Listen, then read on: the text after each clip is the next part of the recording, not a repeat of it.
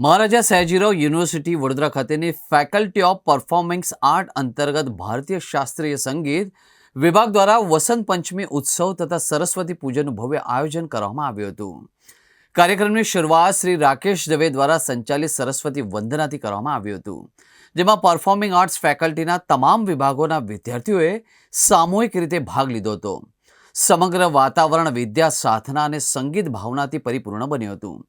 આ પ્રસંગે faculty of performing આર્ટના ડીન પ્રોફેસર ડૉક્ટર ગૌરાંગ ભાવસારે કહ્યું કે વસંત પંચમીનો આ પાવન દિવસ આપણને મહાવિદ્યાલયની પુસ્તકાલય સુવિધાઓનું વધુમાં વધુ ઉપયોગ કરવાનો સંકલ્પ લેવા પ્રેરણા આપે છે તથા અભ્યાસ અને સાધનાને જીવનનો અવિભાજ્ય ભાગ બનાવવા માટે માર્ગદર્શન પણ આપે છે.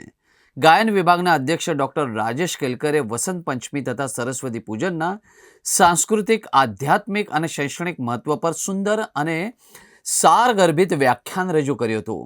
કાર્યક્રમ અંતર્ગત આયોજિત વિશેષ માર્ગદર્શન સત્રોમાં પ્રતિષ્ઠિત સંગીત વિશેષજ્ઞો તરીકે વિભાગના શિક્ષકો દ્વારા વિદ્યાર્થીઓને રાગ આધારિત શિક્ષણ આપવામાં આવ્યું હતું.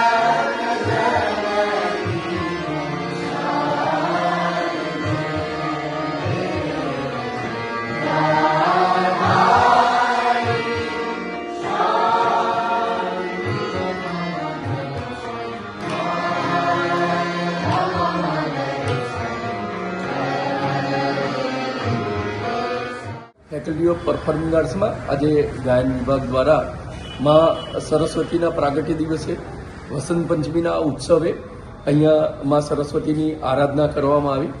અમારી ફેકલ્ટીના તમામ વિદ્યાર્થીઓએ આ આરાધનામાં ભાગ લીધો અને એક સંકલ્પ પણ આજે લીધો કે ફેકલ્ટીની લાઇબ્રેરીની અંદર અવશ્ય જવું અને પુસ્તકોને વાંચવા. આ આજના દિવસનો આ એક સંદેશ હતો અને સર્વને આપના માધ્યમથી વસંત પંચમીની હાર્દિક શુભકામનાઓ. હું professor Gaurang Bhavsar, dean faculty of performing arts.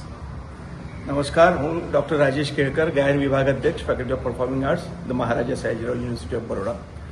આજે વસંત પંચમી એટલે વર્ષનો સૌથી પવિત્ર દિવસમાંનો એક માનવામાં આવે છે અને સરસ્વતી માતાનો પ્રાગટ્ય દિન એટલે વસંત ઋતુના રાગ જેવા કે વસંત, બહાર, હિંડોલ અને વસંત અને બહારના અલગ અલગ પ્રકાર જે છે એમાં રચિત પારંપરિક બંદીશોનું ગાયન થશે. અમારા શિક્ષકો માર્ગદર્શન આપશે અને સાથે સાથે સરસ્વતી વંદના પણ અમે ગાઈશું. દરેક તહેવાર અથવા કોઈ પણ પ્રસંગને અવસરમાં પલટીને એના માધ્યમથી જ્ઞાનનું અર્જન કેવી રીતે થાય એ અમારા બધા જ ડિપાર્ટમેન્ટનો પ્રયાસ હોય છે. એના ભાગરૂપે આજનું આયોજન કરવામાં આવ્યું છે.